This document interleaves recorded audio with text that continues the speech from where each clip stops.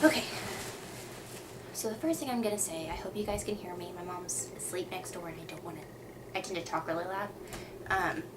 The first thing I'm gonna say is I'm finally gonna record the video that I've talked about, that I promised you guys for a long time.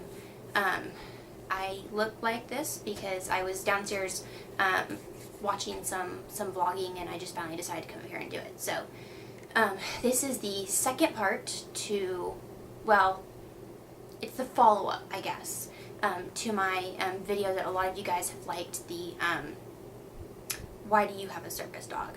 And at the time I made that first one, while all of that still applies, because both my dogs do work for PTSD as well, my other medical conditions have become more pronounced, I guess, and I need more assistance with that. So, especially with Batman coming in, Levi was trained for PTSD first, and then we did the other stuff when it came up. Batman was trained more medical, and then we've put the PTSD in, so it's been kind of a different experience.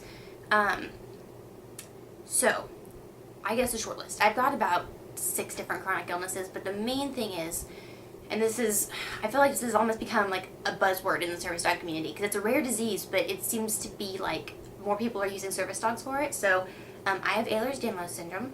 It's a genetic condition that basically affects your connective tissue, which is in like literally every part of your body. And it causes all sorts of fun issues. And the other things that I've got going on are really commonly comorbid or co-occurring with EDS. I have POTS, which we've talked about, postural orthostatic tachycardia syndrome. And I have a cardiac arrhythmia as well. I have drops in my potassium levels for reasons we don't know, just random drops. And I have gastroparesis, which is a delayed, it's actually under severely delayed when I had my autonomic testing of the gastric emptying system. Now that, my dogs don't really do anything for that, but I'm just kind of going through the list. I've got cervical cranial instability in my neck. I've not been diagnosed with a Chiari, but the only MRI I've had done was laying down, and generally you need sitting ones to do that. So we're kind of still not 100% on that. I have a couple of vestibular issues as far as getting really dizzy and having balance issues and coordination issues.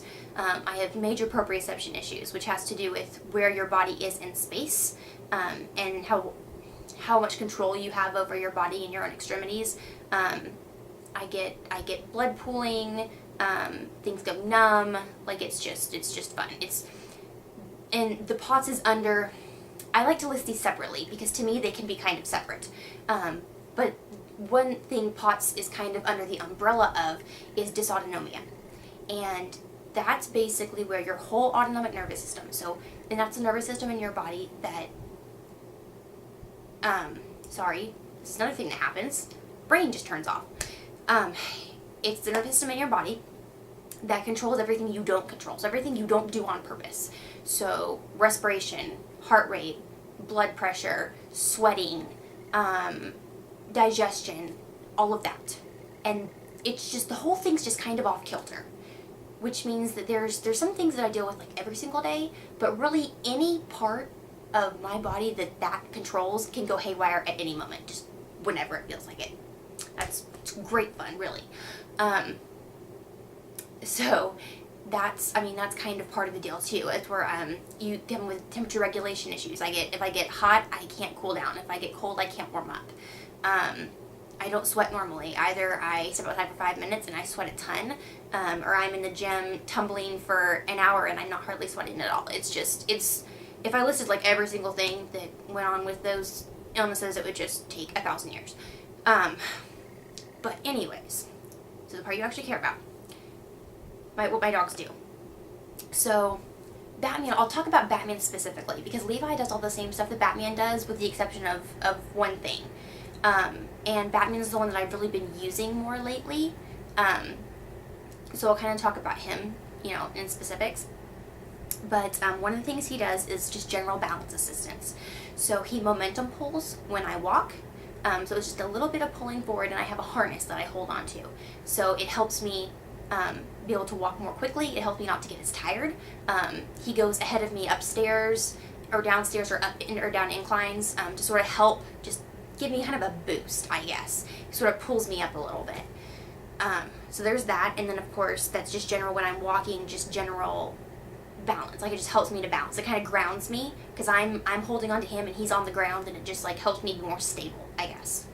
So there's that. That's not really, I mean, it did take some training, but I mean, that's not like a task he has to do. It's just something he naturally does at this point because he knows how to momentum pull and all that stuff.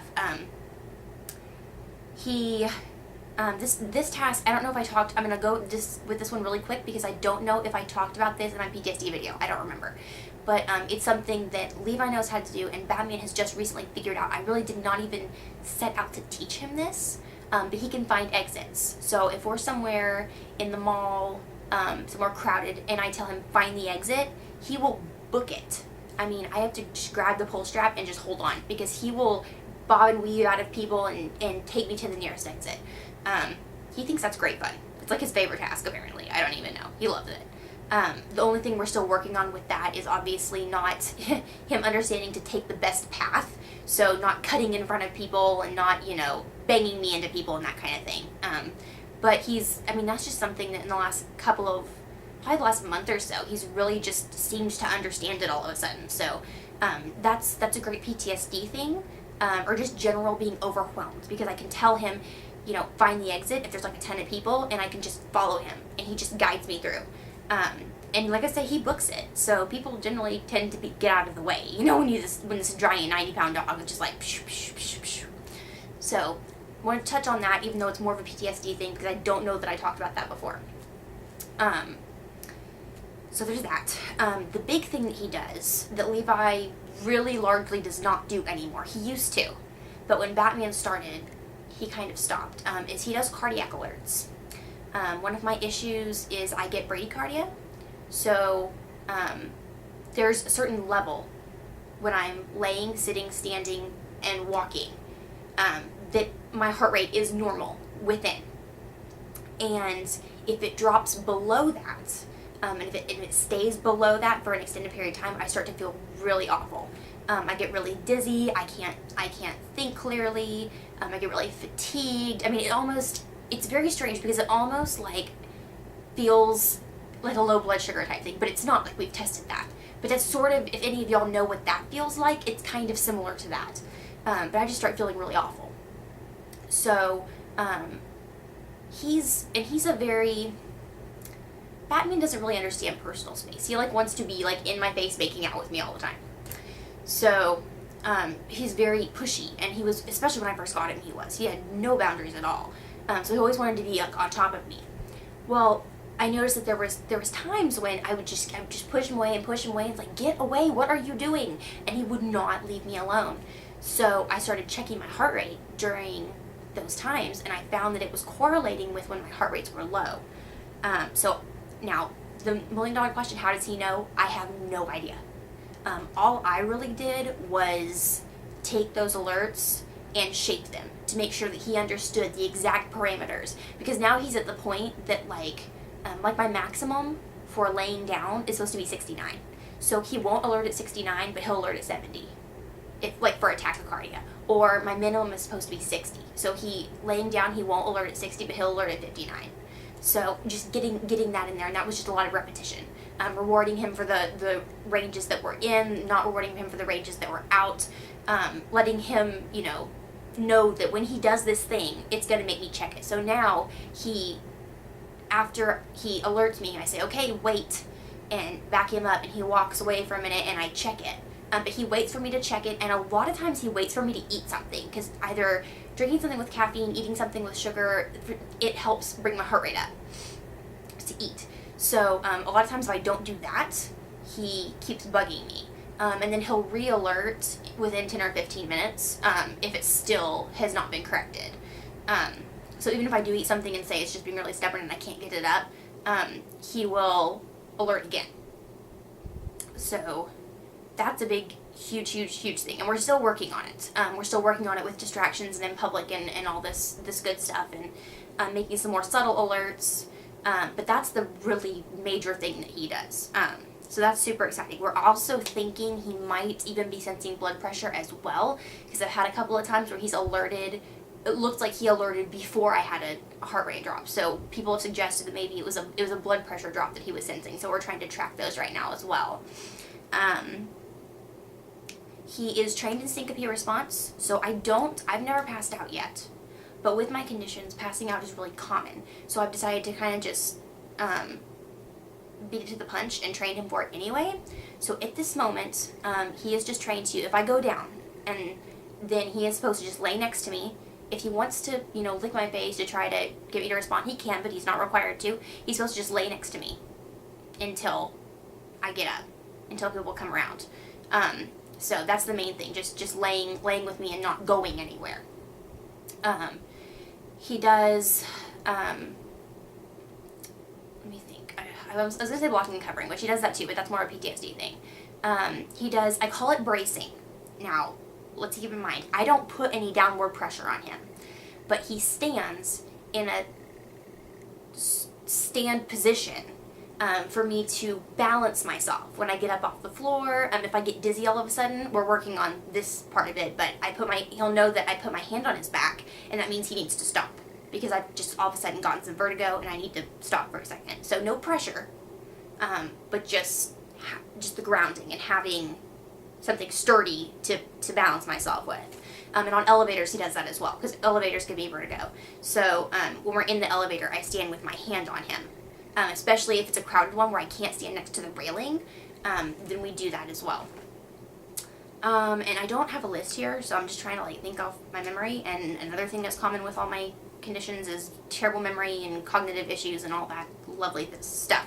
So there's all that too, which is just great fun. It's so much fun. So he does all those things. Let me think. We did the. We're gonna work on get help.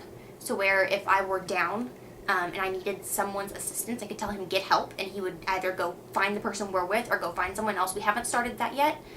It's just something that we are looking to do in the future, because we're always training new things and trying to make him as useful as he can possibly be, and to keep his mind going as well.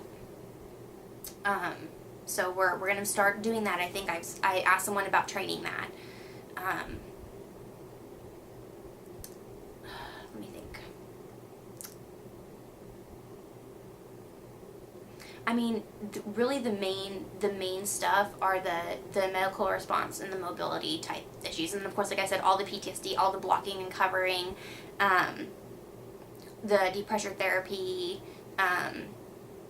all that stuff he still does as well. So he's really got quite an arsenal at this point. And again, we're still looking to make it better. There's still things we work on. There's still things that we're cleaning up.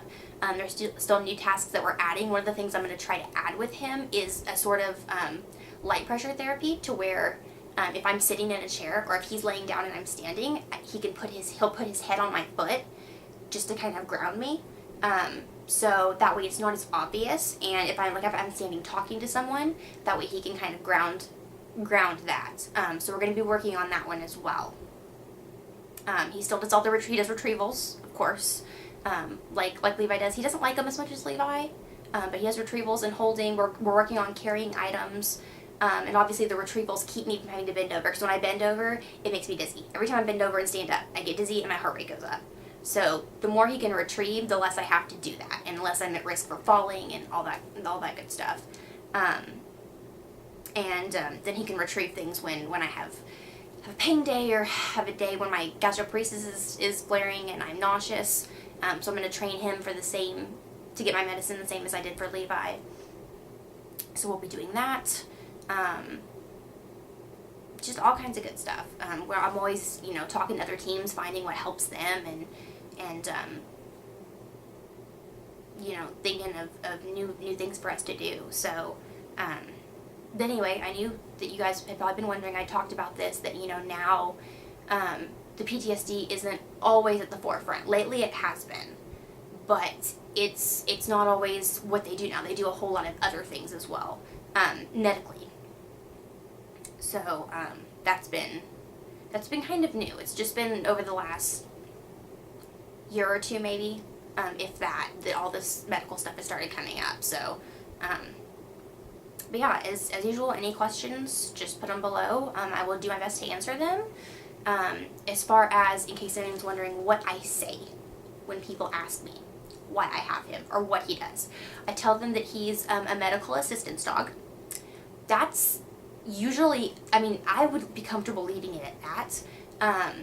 If people press and ask for more information, which they often do, even, I mean, it's very rude and nosy, but they don't know that. They honestly, most people come by it honestly and don't know that they're doing something that makes you uncomfortable. So if I'm really uncomfortable with talking about it, like when I just had the PTSD, what I would do is I'd give them examples of what medical assistance dogs can do. So I would say, oh, well, some, can alert to seizures, and some do blood sugar, and I would just give them some examples so they kind of understand what I was talking about. Or I'll give them a specific to him. I'll talk about his cardiac alerts, for example, because that's usually the thing that interests people the most. So, and because it's hard for them to get the concept that I need mobility help when I'm standing up and walking around. That's kind of a little bit too much for people's brains sometimes. So I just, say that I have a heart condition and that he alerts me when my heart rate drops too low. And, that's usually enough for them. I'm not super sensitive about that. So, I mean, there's just different options. What I need to get better at is saying, after I say he's a medical assistance dog, if they push me saying, I'm really not comfortable talking about that or giving more information. I did have little cards made up for him and Levi that give some information that I can hand people. So that's something I, as a handler, I'm trying to work on, is standing up for myself a little bit more and not feeling like I have to tell people what he's for. Because the bottom line is it's none of their business. It's really not. But some people are really pushy, some mean to be pushy, and most don't. Most of them don't know that they're asking something really personal and really sensitive. It's personal medical information. And they just don't understand that. That's the thing. I try to be as gracious with everyone as I can, because most people don't realize they're being rude, or don't realize there's a 20th person that stopped you and asked you the exact same question. I get, what kind of dog is he? I get that, seriously, 12 times a day. The other day I said if one more person asked me what kind of dog he was, I was going to start making stuff up and saying he was a Chihuahua. Because it's constant. Anyway, rabbit trailing. So that is just a little bit more about their medical tasks. And as always, put the questions below. I'd like to hear your experiences, especially if you've, have a dog for similar conditions and you've figured out other things that might be beneficial for us, or, what have you. We're always looking to make more contacts, and if you want to know how you can train a dog or how you can get a dog, I've got some information about that. So all kinds of good things. We're big on education here, so just post below, and we will see you guys in the next video. Thanks for watching, and let me know if anything wasn't clear, because I know sometimes, especially this late at night, I tend to kind of go everywhere. So we will see you next time. Thanks, guys.